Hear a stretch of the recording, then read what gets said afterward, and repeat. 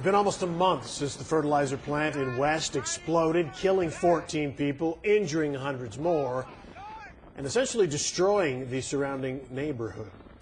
Investigators have finished studying the debris, and they're done talking with witnesses, but they still don't know what started the fire that caused the explosion. They have actually ruled out several possibilities, but there is concern we may never truly know what happened. Fox 4's Phil Alvarado explains why from West.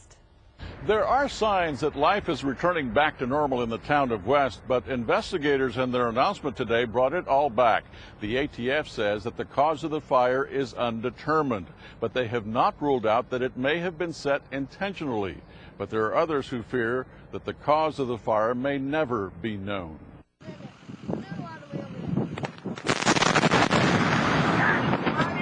People of West want to know what caused the deadly explosion at the fertilizer plant on April 17th. For the first time, state and federal investigators reveal what they have found. Falling debris and equipment impacted the sensitive portion of the ammonium nitrate.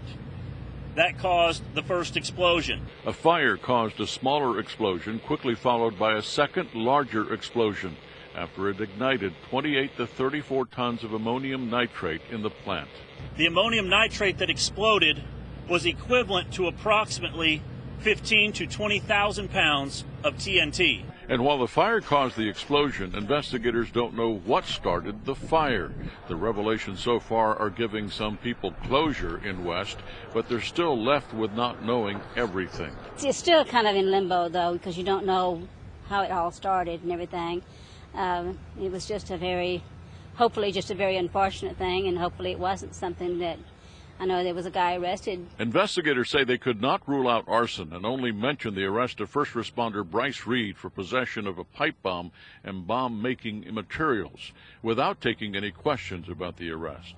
Separate information was received regarding an individual being in possession of a destructive device. On Thursday, May 9th, 2013, Bryce Reed was arrested on federal charges of possession of a destructive device. The ATF and the state fire marshal have refused to comment or speculate if there might be a connection between Reed and the explosion.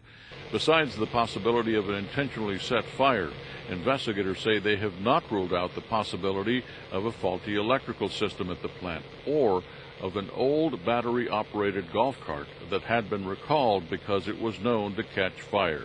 The ATF says more than $1 million have been spent on this investigation, and is comparable to the time and attention given to the Oklahoma City bombing.